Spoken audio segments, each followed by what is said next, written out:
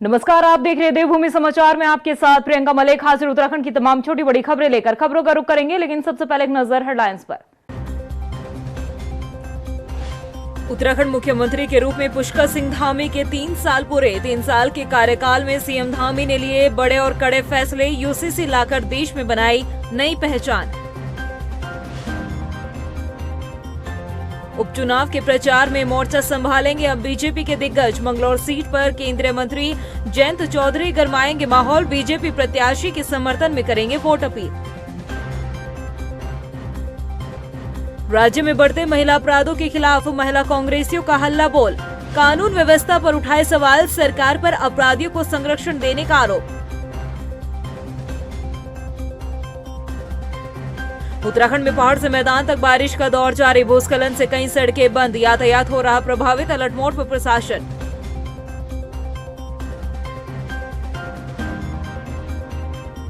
और हाथरस में हुए हादसे के बाद उत्तराखंड पुलिस भी अलर्ट। भीड़ प्रबंधन और सुरक्षा को लेकर तैयार होगी एसओपी, सख्ती से होगा पालन, एडीजी ने दिए सख्त निर्देश।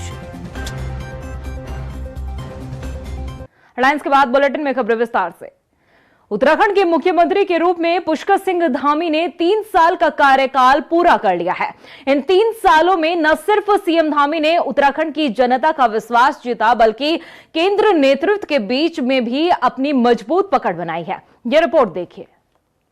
उत्तराखंड सीएम के रूप में धामी के 3 सालों में काम किया बेमिसाल। कभी धाकड़ धामी का मिला नाम, तो कभी कड़े फैसलों से देश में बनाई पहचान। 4 जुलाई 2021 को जब पुष्कर सिंह धामी ने उत्तराखंड के मुख्यमंत्री के रूप में कमान संभाली, तो हर कोई हैरान रह गया। दूर दूर तक किसी ने सोचा तक नहीं था कि बीजेपी जिस चेहरे को मुख्यमंत्री के तौर पर सामने रखेगी, वो पुष्कर सिंह धामी ही होंगे। क्योंकि कयासों का बाजार गर्म था और अपने हिसाब से राजनीति के जानकार सीएम की रेस में कई नामों की लिस्ट तैयार करने में लगे थे। लेकिन सभी कयासों को पीछे छोड़ते हुए बीजेपी ने पुष्कर सिंह धामी को मुख्यमंत्री की जिम्मेदारी सौंपी। आज पुष्कर सिंह धामी ने उत्तराखंड के मुख्यमंत्री के तौर पर 3 साल का कार्यकाल पूरा कर लिया है। 3 सालों में सीएम धामी ने बेमिसाल काम किया। अपने काम को लेकर न सिर्फ सीएम धामी ने राज्य की जनता का विश्वास जीता, बल्कि केंद्र नेतृत्व में भी अपनी अच्छी पकड़ बनाई। बीजेपी ने जिस युवा चेहरे पर दांव लगाया था, अपने कार्यों के जरिए सीएम धामी न सिर्फ हाईकमान की उम्मीदों पर खरे उतरे, बल्कि राज्य की राजनीति में भी अपनी अलग पहचान बना ली। 3 साल के कार्यकाल के दौरान सीएम धामी के सामने कई चुनौतियां आई, लेकिन उन चुनौतियों को पार पाते हुए अपने बड़े फैसलों को लेकर लंबी लकीर खींच डाली। चलिए एक नजर डालते हैं 3 साल के कार्यकाल के दौरान सीएम धामी ने वो कौन कौन से बड़े फैसले लिए, जिसकी हर तरफ सराहना हो रही है। बतौर सीएम पुष्कर सिंह धामी ने कई बड़े फैसले लिए। इनमें यूसीसी कानून, नकल विरोधी कानून, धर्मांतरण विरोधी कानून, दंगा रोधी कानून, लैंड जिहाद, महिलाओं को 30% क्षैतिज आरक्षण, राज्य आंदोलनकारियों को 10% क्षैतिज आरक्षण, बेहतर स्वास्थ्य सुविधाएं, आयुष्मान उत्तराखंड योजना, छात्रों को छात्रवृत्ति, नारी सशक्तिकरण योजना, लखपति दीदी योजना, उत्तराखंड ग्लोबल इन्वेस्टर समिट, एक जनपद 2 उत्पाद, होम स्टे योजना, नई खेल नीति, सीएम हेल्पलाइन 1905, भ्रष्टाचार मुक्त app 1064, ropeway connectivity, Manas Khand corridor, Sharda corridor, Haridwar Rishikesh corridor, PRD जवानों का मानदेय बढ़ाया गया, फसलों के दाम में वृद्धि की गई। ऐसे कई और बड़े फैसले हैं जो सीएम धामी द्वारा लिए गए। सीएम धामी के कड़े फैसलों के कारण उनकी देश भर में लोकप्रियता बढ़ी। 2024 लोकसभा चुनाव में सीएम धामी के प्रचार प्रसार के लिए बढ़ती डिमांड ने ये बता दिया कि बीते सालों में सीएम धामी बड़े नेता के तौर पर उभरे हैं। सीएम धामी के कामकाज की केंद्र नेतृत्व भी समय समय पर सराहना करता रहा है। तमाम फैसलों में से जो सीएम धामी द्वारा लिए गए, उनमें यूसीसी का फैसला उन्हें सबसे अलग बनाता है, क्योंकि आजाद भारत में यूसीसी लाने वाला देश का पहला राज्य उत्तराखंड बना, जिसका जिक्र पीएम मोदी भी अपनी चुनावी जनसभा में कर चुके हैं। ये वही यूसीसी है जिसका वादा 2022 विधानसभा चुनाव से पहले सीएम धामी ने राज्य की जनता से किया था और उस वादे को पूरा कर भी दिखाया। यही कारण है कि राज्य की जनता को विश्वास में लेते हुए पुष्कर सिंह धामी निरंतर आगे बढ़ते रहे और केंद्र नेतृत्व की पसंद बनते रहे। 3 साल का कार्यकाल पूरा होने पर सीएम पुष्कर सिंह धामी ने उत्तराखंड की जनता के साथ ही केंद्रीय नेतृत्व का भी आभार जताया। सीएम धामी ने कहा है कि इन 3 सालों में ऐतिहासिक फैसले लिए गए हैं। उन्होंने कहा है कि पीएम मोदी के मार्गदर्शन में देवभूमि में सरकार ने बेहतर काम किया है। इसके अलावा सीएम धामी ने कहा है कि विकास कार्यों को आगे बढ़ाने के लिए प्रदेश की जनता ने प्रचंड बहुमत से भाजपा की सरकार को चुना। सरकार की कोशिश है कि उत्तराखंड को सर्वश्रेष्ठ राज्य बनाया जाए। पहले दिन से संकल्प लिया था, जो हमारी पार्टी का मूल सिद्धांत है, पार्टी की मूल अवधारणा है, उसको लेकर देवभूमि उत्तराखंड को आगे बढ़ाने के लिए हर संभव प्रयास किया जाए। नौजवान युवाओं के लिए हमने जहां भर्ती प्रक्रियाएं पारदर्शी बनाई, नकल का अध्यादेश लेकर आए और पिछले 3 वर्षों में 14,800 सरकारी पदों पर भर्तियां की गई और सारी की सारी नकल विहीन हुई, पारदर्शिता के साथ हुई। देखिए, पुष्कर सिंह धामी जी का 3 वर्ष का कार्यकाल बेमिसाल कार्यकाल के रूप में मानता हूँ, क्योंकि कुछ चीज़ें ऐसी होती जो इतिहास बन जाती हैं। उत्तराखंड जिससे मैं कहूँ तो मुख्यमंत्री पुष्कर धामी जी के नेतृत्व में हमने दोबारा सरकार रिपीट की है और 2/3 बहुमत से हमने सरकार बनाई है। दूसरा, देवभूमि के देवतुल्य स्वरूप को बनाए रखने में जितना बड़ा योगदान पुष्कर सिंह धामी जी का है, उसकी चर्चा आज पूरे देश भर के अंदर है। उत्तराखंड की 2 विधानसभा सीटों पर हो रहे उपचुनाव को लेकर शुक्रवार से बीजेपी के चुनावी प्रचार अभियान में काफी तेजी देखने को मिलेगी। केंद्रीय मंत्री जयंत चौधरी शुक्रवार को मंगलौर विधानसभा सीट पर पहुंचेंगे और बीजेपी उम्मीदवार के लिए वोट अपील करेंगे। तो वहीं 8 जुलाई को सीएम पुष्कर सिंह धामी और बीजेपी के प्रदेश अध्यक्ष महेंद्र भट्ट भी बद्रीनाथ सीट में बीजेपी उम्मीदवार के समर्थन में माहौल जुटाने का प्रयास करेंगे। स्टार प्रचारकों के कार्यक्रम हमारे बन चुके हैं। मुझे बताते खुशी है, कल भारत सरकार के मंत्री जयंत चौधरी जी का मंगलौर के अंदर बड़ी सभा है, माननीय मुख्यमंत्री उसमें रहेंगे, मेरा भी उसमें रहना होगा। और 7, 8, 9 तारीख में मैं मुख्यमंत्री जी और हमारे कार्यक्रम, उसमें हमने पूर्व मुख्यमंत्री डॉक्टर रमेश पोंडा जी का कार्यक्रम भी जोड़ा है। हमने उस क्षेत्र के पूर्व में लोकसभा के सांसद पूर्व मुख्यमंत्री तो हमने तीरथ सिंह रावत जी कार्यक्रम जोड़ा है। त्रिवेदी जी मंगलौर विधानसभा में पूरा समय देने वाले हैं। इसके साथ अजय टमटा जी के कार्यक्रम वहाँ लग चुके हैं। हमारे प्रभारी दुष्यंत गौतम जी भी बद्रीनाथ और मंगलौर दोनों सीटों में उनका जाना हो चुका है, कार्यकर्ताओं को उनका मार्गदर्शन प्राप्त हुआ है और आगा अजय भट्ट जी के कार्यक्रम उन्हें बना दिए। वहीं मंगलौर के नारसन पहुंचे बीजेपी के उम्मीदवार करतार सिंह बढ़ाना ने जनता से समर्थन मांगा है। इस मौके पर करतार सिंह बढ़ाना ने कहा है कि अगर मंगलौर की जनता उन्हें चुनती है तो क्षेत्र में विकास की बयार बहेगी। इस रैली में करतार सिंह बढ़ाना ने जाट समुदाय को साधने की कोशिश भी की है। मैं खुद भी तो जाट समाज का हूँ भाई, तो अपने बेटे को ही देंगे समर्थन और किसे देंगे। अगर कोई घर पे आता है तो हमारी ये रीत है कि कोई घर पे आता है उसे खाली हाथ नहीं भेजते, तो 2-4 वोट का कह दिया वो डाल देंगे उसकी भी। मुख्यमंत्री पुष्कर सिंह धामी एक बार फिर से 2025 तक उत्तराखंड को सर्वश्रेष्ठ राज्य बनाने वाले अपने टारगेट को हासिल करने में जुट चुके हैं। किसी भी लेवल पर कोई चूक ना हो, इसके लिए सीएम पुष्कर सिंह धामी एक विभाग की बारीकी से समीक्षा बैठक भी कर रहे हैं। साथ ही हर विभाग से गेम चेंजर स्कीम लाकर उस पर काम करने के निर्देश भी दिए जा रहे हैं। यह रिपोर्ट देखिए।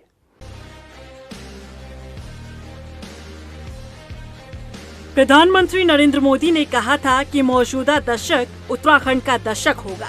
सीएम धामी ने इस दिशा में आगे बढ़ते हुए 2025 का टारगेट फिक्स किया कि 2025 तक उत्तराखंड को सशक्त राज्य बनाया जाएगा। लोकसभा चुनाव के कारण जरूर इस अभियान में कुछ शिथिलता आई, लेकिन मुख्यमंत्री एक बार फिर इसे गति देने में जुट गए हैं। इसके लिए मुख्यमंत्री हर विभाग की एक कर समीक्षा कर रहे हैं। पिछले 4 दिनों में सीएम कई विभागों की समीक्षा अब तक कर चुके हैं। विभागों की समीक्षा पूरी होने के बाद मुख्यमंत्री का जिलों में जाने का कार्यक्रम है, जहां ग्राउंड जीरो पर मुख्यमंत्री विकास योजनाओं को परखेंगे। देखिए, इस समय क्योंकि लोकसभा चुनाव के बाद पिछले 2-2.5 महीने पूरी मशीनरी लोकसभा चुनाव के व्यस्त होने के कारण से अब कामों को और निरंतरता देनी है, तेजी देनी है। इसलिए सभी विभागों का क्रमवार रूप से हमने समीक्षा रखी है, जिससे कि जो पिछले दिनों काम हुए हैं, हम कितना पहुँचे हैं, कितना हमारा लक्ष्य है, और हर विभाग अपनी 10-10 योजनाएं प्राथमिकता की दे, गेम चेंजर स्कीम दे, अगले 2 सालों के अंदर जो पूरे होने वाले वो प्रोजेक्ट दें, 2025 के दें, और अभी तक हमने कितना प्राप्त किया है उसकी सारी जानकारी, और आगे हमें कौन से लक्ष्य प्राप्त करने हैं और अगले 10 सालों का जो रोड मैप है वह भी प्रस्तुत करें। मुख्यमंत्री के सचिव आर मीनाक्षी सुंदरम का कहना है कि ये रूटीन मीटिंग है। सरकार 2 साल का कार्यकाल पूरा कर चुकी है। अगले 2-2.5 साल में जिन योजनाओं को पूरा किया जा सकता है, विभागों से इसकी लिस्ट मांगी जा रही है। देखिए, इस बार की जो रिव्यू मीटिंग्स हैं ये रूटीन टाइप के रिव्यू मीटिंग्स नहीं है। ये स्पेसिफिक एजेंडा है कि हर एक विभाग जो है अपने लिए game changer policies, game changer programmes, game changer projects लेके आएंगे और उसको प्रेजेंट करेंगे। तो उस पर जैसे गो अहेड सिग्नल मिलेगा तो उसको उचित माध्यम से माननीय मंत्रिमंडल तक ले जाएगा। उसके अलावा चूँकि सरकार ने 2 साल का कार्यकाल कंप्लीट कर लिया है, तो अगले 2-2.5 साल के कार्यकाल में कौन कौन सी ऐसे परियोजना है या प्रोग्राम है जिसको हम अंतिम रूप दे सकते हैं, उस पर भी माननीय मुख्यमंत्री जी ने लिस्ट मांगा है। विभागों के एचओडी सचिवों से उनके विभाग की पूरी जानकारी लेने के बाद कुछ ही दिन में सीएम जिलेवार दौरा करेंगे। यहाँ ग्राउंड जीरो पर योजनाओं की हकीकत परखी जाएगी। सीएम धामी के स्पष्ट निर्देश हैं कि लापरवाही मिलने पर कार्रवाई भी सुनिश्चित की जाएगी। सीएम के इस एक्शन ने कई अधिकारियों की नींद उड़ा दी है। वहीं उत्तराखंड कांग्रेस की महिला विंग ने राज्य की बिगड़ती कानून व्यवस्था को लेकर प्रदर्शन किया। देहरादून में हल्लाबोल कर रही महिला कांग्रेस ने पुलिस मुख्यालय का घेराव करने की कोशिश की, लेकिन पहले उन्हें बैरिकेडिंग लगाकर रोक दिया गया। इस दौरान पुलिस और प्रदर्शनकारियों के बीच झड़प भी देखने को मिली। इस मौके पर महिला कांग्रेस की अध्यक्ष ज्योति रौतेला ने कहा है कि उत्तराखंड में लगातार महिला अपराधों में इजाफा हो रहा है। कांग्रेस ने कहा है कि राज्य में लॉ एंड ऑर्डर फेल साबित हो चुका है और सरकार अपराधियों को संरक्षण दे रही है। महिला कांग्रेस ने आंदोलन की भी चेतावनी दी है। बिल्कुल बनाना चाहिए। मुझे लगता है कि अगर किसी बच्ची के साथ, किसी भी महिला के साथ बलात्कार हो रहा है, दहेज रिश्ते में उसको मारा जा रहा है, तो सबसे पहले उस फास्ट ट्रैक कोर्ट में चला के उसको फांसी की सजा दीजिए। अब एग्जाम्पल तो सेट करिए। हो सकता है अपराधी डरे। आज लगातार आप देखेंगे, अभी 3 दिन जो हरिद्वार में जिस बच्ची के साथ सामूहिक बलात्कार किया, 13 साल की बच्ची के साथ बलात्कार हो रहा है, 6 साल की बच्ची के साथ बलात्कार हो रहा है, 5 साल की बच्ची के साथ। ये घटनाएं देवभूमि बोलते हैं उत्तराखंड को। ये शर्मसार करने वाली घटनाएं हैं और इसकी जिम्मेदारी सरकार की और पुलिस प्रशासन की है। उनको अपना लॉ एंड ऑर्डर और सरकार को इस पे मुझे ये लगता है कि सोशल अवेयरनेस कैंप भी चलाने चाहिए कि ताकि इस तरह की घटनाएं हमारे प्रदेश में ना हो। अल्मोड़ा पहुंचे राज्य मंत्री विनय रोहेला ने मानसून सीजन के मद्देनजर समीक्षा बैठक की है, जिसमें उन्होंने अधिकारियों से आपदा प्रबंधन की व्यवस्थाओं पर अपडेट लिया। तो वहीं क्षेत्र में जनहित जैसे कि पेयजल, लोक निर्माण, स्वास्थ्य और विद्युत आपूर्ति पर भी चर्चा की। इसके साथ ही ड्रेनेज की समस्या के समाधान के लिए भी ज्वाइंट कमेटी का गठन किया गया। उन्होंने बताया कि सीएम धामी ने निर्देश दिए हैं कि बैठक का आयोजन किया जाए, जिसमें अधिकारियों को काम में कोताही बरतने पर एक्शन की चेतावनी की बात कही गई है। देखिए, आज यहाँ पे जिला आपदा प्राधिकरण अल्मोड़ा की बैठक हुई है। इसमें अंदर जिले के सभी वरिष्ठ अधिकारी जो जनहित से जुड़े हुए, आपदा से जुड़े हुए व्यक्ति है, जिलाधिकारी और अपर जिलाधिकारी, एसएसपी और सभी वरिष्ठ अधिकारी यहाँ उपस्थित थे। और विषय था कि हम आपदा के कुप्रभावों को कम कैसे कर सकते हैं, जो आपदा आने वाली है उनको समस्या समय अंतर्गत किस प्रकार से निदान करें। इस बैठक के प्रारंभ में माननीय मुख्यमंत्री जी द्वारा इस बैठक का संबोधन किया और इस बैठक के संबोधन में उन्होंने अपना हम सबका मार्गदर्शन किया कि किस प्रकार से समस्या है, उन समस्याओं के निराकरण के लिए क्या उपाय हो सकते हैं। और संबंधित अधिकारी इस दिशा में अच्छा प्रयास रखें। यदि नहीं रखेंगे या कोई शिकायत मिलती है तो उसके विरुद्ध कार्रवाई की जाएगी। कुमाऊं मंडल में हो रही भारी बरसात के चलते जनजीवन काफी प्रभावित हो चला है। कुमाऊं मंडल की 6 जिलों की 58 सड़कें मलबा आने की वजह से बंद है। हालांकि पुलिस और प्रशासन लगातार बाधित सड़कों को खोलने में जुटा हुआ है। अब तक सभी नेशनल और स्टेट हाईवे खोल दिए गए हैं। डीआईजी योगेंद्र रावत ने बताया है कि एसडीआरएफ, एनडीआरएफ और पुलिस टीम अलर्ट मोड पर है। इसके अलावा सभी अधिकारियों को हालातों पर हर वक्त नजर बनाने के साथ ही मॉनिटरिंग के निर्देश दिए गए हैं। निश्चित रूप से जो बारिश हुई है उससे जो सामान्य जीवन है वो प्रभावित हुआ है। कुछ जगहों पे सड़कें बंद हुई थी जो कि लगातार खुलवाई भी जा रही हैं। इस समय की अगर मैं स्थिति का आपको बताऊं तो नेशनल हाईवे हमारे सारे खुले हुए हैं और स्टेट हाईवे भी खुले हुए हैं सारे। केवल धारचूला जो गुंजी मार्ग है उसमें एक स्थान 2 बैठ है, वहाँ पर केवल एक मार्ग अवरुद्ध है। इसके अलावा हमारे सारे नेशनल हाईवे और स्टेट हाईवे खुले हुए हैं। जो हमारे ग्रामीण और जिनको ब्रांच लाइन्स कहते हैं, ऐसे करीब 58 स्थानों पर अभी मार्ग बाधित है, जिनमें कि जेसीबीज वगैरह काम कर रही है और खुलवाने का काम चल रहा है।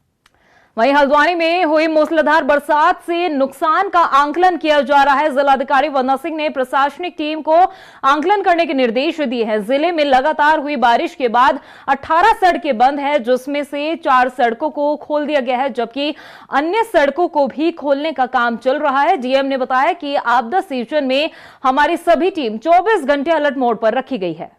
नुकसान हुआ है कल की बारिश से, जो व्यक्तिगत परिसंपत्तियां हैं या लोगों के घरों में पानी इत्यादि भरा है, उसमें आज टीमें असेसमेंट कर रही हैं और सभी को ये निर्देशित किया गया है कि 24 घंटे के अंदर अंदर प्रभावितों को जो भी अनुमन्य राहत सहायता है आपदा के नियमों के अंतर्गत वो उपलब्ध करा दी जाए।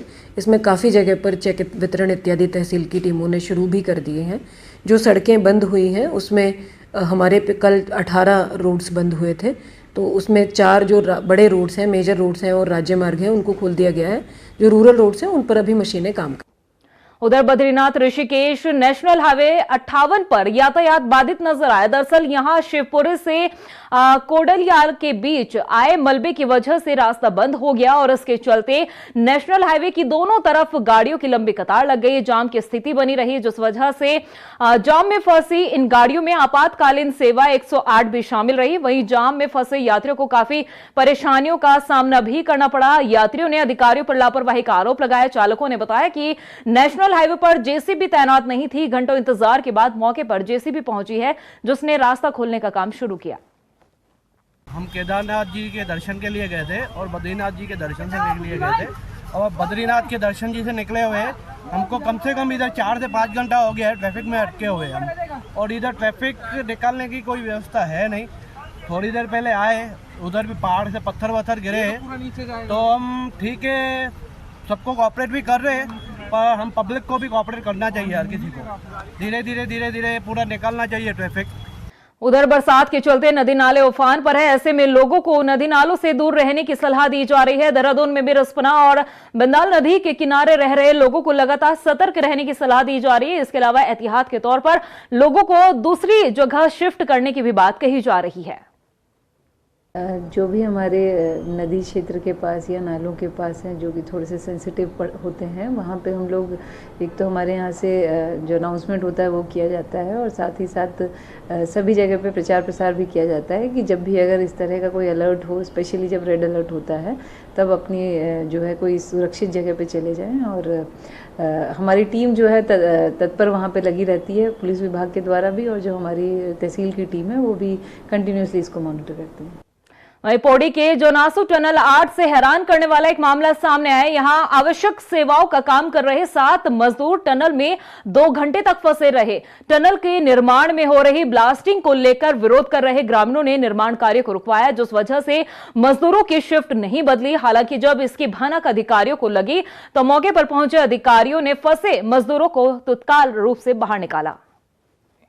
हमारे यहाँ गांव में रहने के लिए एक मकान तो हमारे क्षतिग्रस्त हो गए, पूरे रोडों की पूरे हाल हो रखे हैं ना। हमारे यहाँ कुछ काम हो रहा है, प्रशासन हमारे सुन रहे हैं, तो हमारी ये है कि सर हम यही रहेंगे, धरने पे रहेंगे। हम जब तक जाम तब तक लगाएंगे जब तक हमारी पूरी कामनाएं पूरी नहीं मिले। ये ग्राम रामपुर है, तहसील श्रीनगर क्षेत्र अंतर्गत। इसमें सूचना प्राप्त हुई और श्रीमान उपजिलाधिकारी महोदय के द्वारा मुझे आदेशित किया गया। मैं मौके पर आया। यहाँ LNT का जो हमारा रेल सुरंग का निर्माण कार्य चल रहा, उसमें 8 मजदूर जो आवश्यक सेवा के व्यक्ति थे अंदर थे, फिर उनको सुरक्षित रूप से बाहर निकाल लिया गया और सब लोग सुरक्षित है। वहीं बरसात के इस मौसम में डेंगू का खतरा बढ़ चुका है। डेंगू मलेरिया के प्रकोप को भांपते हुए प्रशासन अलर्ट मोड पर है। आपको बता दें कि लोहाघाट के नगर पालिका में डेंगू मलेरिया से बचाव के लिए फॉगिंग के साथ ही अन्य एहतियात बरते जा रहे हैं। लोगों को जागरूक किया जा रहा है। नगर पालिका के अधिशासी अधिकारी पूर्ण सिंह बोहरा ने बताया कि शहर भर में स्वच्छता को लेकर भी खास ख्याल रखा जा रहा है। नगर पालिका द्वारा शासन के निर्देश अपने स्तर से तमाम रोज नालियों में फॉगिंग व्यवस्था की जा रही है, और जो नालियाँ जहाँ पर पानी डूब रहा है उनको भी पानी निकासी की व्यवस्था की जा रही है। और लोगों से भी अपील की जाती है कि वो लोग जो रुका हुआ पानी है उसको तत्काल खाली कर दें, उसमें नया पानी यूज़ करें, ताकि मलेरिया, डेंगू इस टाइप की बीमारियाँ न हो। वहीं हाथरस में हुए हादसे के बाद उत्तराखंड पुलिस भी अलर्ट मोड पे नजर आ रही है। पुलिस मुख्यालय की ओर से सभी जिलों को एसओपी बनाने के निर्देश दिए गए हैं। एडीजी कानून व्यवस्था एपी अंशुमन ने अधिकारियों के साथ बैठक की और इस दौरान उन्होंने सभी जनपदों को भीड़ प्रबंधन और सुरक्षा को लेकर एसओपी तैयार करने के निर्देश दिए। इसके साथ ही ये भी कहा है कि जो नियमों का पालन नहीं करेगा उनके खिलाफ सख्त कार्रवाई भी की जाएगी। ये जो हाथरस में घटना घटित हुई है, इसी के एहतियात के तौर में हमारे एडीजी एलओ साहब के द्वारा समस्त वरिष्ठ पुलिस अधीक्षक और रेंज अधिकारियों के साथ एक गोष्ठी आयोजित की गई ताकि इस तरह की व्यवस्था भी किया जाए तो सत्संग, मेला, उत्सव इस तरह के जो बड़े स्केल में आयोजन होता है उसमें आयोजकों की जिम्मेदारी और पुलिस प्रशासन की भी जिम्मेदारी, दोनों ही। और जो परमिशन दिया जाता है अनिवार्य रूप से अनुमति लिया जाए। वहीं चारधाम यात्रा में हेली सेवा के नाम पर यात्रियों से ठगी करने वाली अब तक 85 फर्जी वेबसाइट को ब्लॉक किया गया है। इन वेबसाइट से लगातार ठगी की शिकायतें सामने आ रही थी। साथ ही 45 सोशल मीडिया लिंक को डाउन कराया गया है। एसटीएफ ने लोगों को सलाह दी है कि वो बुकिंग करने से पहले किसी भी वेबसाइट पर जाकर उसकी पूरी तरह से जानकारी हासिल करें, उसके बाद ही अपनी बुकिंग कराएं। साइबर क्राइम जो चारधाम से रिलेटेड है उसमें मेनली जो ट्रेंड देखा गया है कि होटल बुकिंग के नाम पर या हेली बुकिंग के नाम पर फर्जीवाड़ा लोगों के साथ में किया जाता है। कई बार कुछ फेक वेबसाइट्स बना ली जाती हैं या सोशल मीडिया में फेक लिंक सर्कुलेट कर दिए जाते हैं, तो लोग वहां जाकर अपनी बुकिंग करा देते हैं, एडवांस में पेमेंट कर देते हैं और जब इवेंचुअली वहां पर अपनी यात्रा के समय पर हेली के लिए या होटल के लिए जाते हैं तो वहाँ जाकर उनको रियलाइज़ होता है कि उनके साथ में फ्रॉड हो गया है। तो इसको देखते हुए हमारे द्वारा पिछले वर्ष से लगातार प्रोएक्टिवली कार्रवाई की जा रही है। अभी तक लगभग 85 वेबसाइट्स को और साथ ही 45 सोशल मीडिया लिंक्स को डाउन कराया जा चुका है। तो उसमें मेरा अनुमान है कि लगभग करोड़ों रुपए हम लोग बचा सके हैं। वहीं चंपावत जिले के बाराकोट ब्लॉक की बीडीसी बैठक का आयोजन किया गया, जिसमें 33 विभागों के अधिकारी और ब्लॉक के जनप्रतिनिधि मौजूद रहे। बैठक में जनप्रतिनिधियों ने अपने अपने क्षेत्र की समस्या जैसे कि सड़कों के सुधारीकरण, स्कूल भवनों की मरम्मत, शिक्षकों की संख्या की कमी और पेयजल समस्या समेत ही कई समस्याओं को रखा, जिनमें कई समस्याओं का मौके पर निस्तारण किया गया और अन्य शिकायतों के समाधान के निर्देश दिए गए हैं। किया गया है उसमें जो हमारी व्यवस्था भी है कि वर्ष में 4 हमारी बीडीसी होनी चाहिए। बीच में आचार संहिता होने के कारण इस प्रथम तिमाही में बीडीसी नहीं हो पाई थी, तो आज वो आचार संहिता खत्म हो चुकी है। तो इस क्रम में आज हमारा जो इस वित्तीय वर्ष का पहला जो बीडीसी है वो विकासखंड बाराकोट में आयोजित किया गया है। यहाँ पे सभी विभागों के जो जिला स्तरीय अधिकारी हैं वो यहाँ पे उपस्थित हैं। शासन के भी निर्देश ये हैं कि इस प्रकार की जिस प्रकार की भी जन समस्याएं का जहाँ सुनने का प्लेटफॉर्म हो वहाँ पे सभी अधिकारी रहे। वहीं किच्छा पुलिस ने बुजुर्ग की हत्या करने वाले आरोपियों को गिरफ्तार किया। हत्या का खुलासा करते हुए एसएसपी मंजुनाथ टीसी ने बताया कि बुजुर्ग के घर पर केयर टेकर का काम करने वाली युवती ने अपने प्रेमी के साथ मिलकर हत्या की वारदात को अंजाम दिया था। आरोपी ने बुजुर्ग का गला घोंटकर और हत्या को स्वाभाविक दिखाने के मकसद से हाथ में दवाई का पंप पकड़ा दिया था। आपको बता दें कि घटना को अंजाम देने के बाद आरोपी घर में रखी ज्वेलरी और नकदी लेकर फरार हो गए थे। तो कहानी ये होता है कि जो इनके घर में एक मतलब बेसिकली जिन्होंने पाल के इनको बेटी की तरह रखा था वो अंजलि, वो अपना बेटी मानती थी, वो माताजी का टेक केयर करते थे वो, लेकिन केवल घर की लड़की की तरह नहीं रहती थी। वो क्या करती थी, जब माताजी अकेली रहती थी, जल्दी सो जाती थी, अपना जो कोई दूर का बुआ का लड़का के साथ उसका संबंध था तो वो उसको लेके आती थी। सेवक ही भक्षक बन गए, जिनके ऊपर आप ट्रस्ट करके 24 घंटा आप जिनको परिवार मान रहे हो, उन्होंने ही ये भक्षक बनने के ये प्रकार राक्षस वाली कृत्य कर दिया। इन्होंने अंजलि और शिवम दोनों को गिरफ्तार कर लिया गया है। वहीं लक्सर के बहादुरपुर गांव में हुई हत्या के आरोपियों को भी पुलिस ने गिरफ्तार किया है। मामले का खुलासा करते हुए एसएसपी प्रमेंद्र सिंह डोभाल ने बताया कि 2 जुलाई को निर्माणाधीन मकान को लेकर 2 गुटों में लाठी डंडे और धारदार हथियार चले थे और इस घटना में एक व्यक्ति की मौत हो गई थी, जिसका खुलासा किया गया है। घटना के दिन पहले ही पुलिस की जो तफ्तीश में जुट गई थी और घटना में शामिल 3 आरोपियों को अब जो उनकी तलाश की जा रही है, जो कि अभी फिलहाल फरार चल रहे हैं।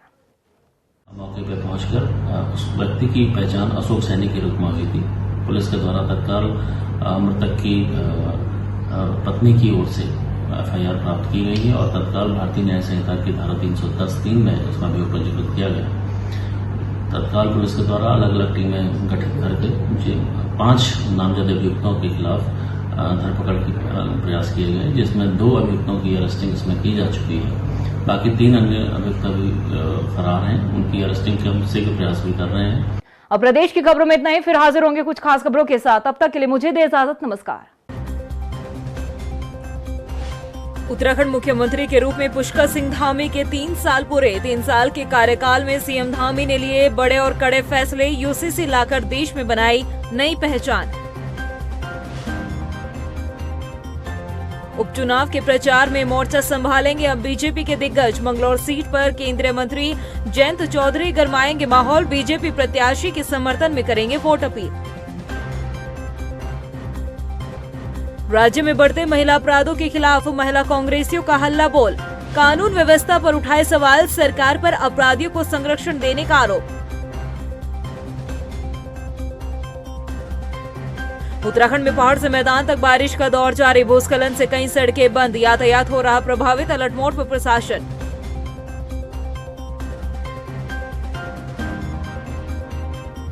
और हाथरस में हुए हादसे के बाद उत्तराखंड पुलिस भी अलर्ट, भीड़ प्रबंधन और सुरक्षा को लेकर तैयार होगी एसओपी, सख्ती से होगा पालन, एडीजी ने दिए सख्त निर्देश।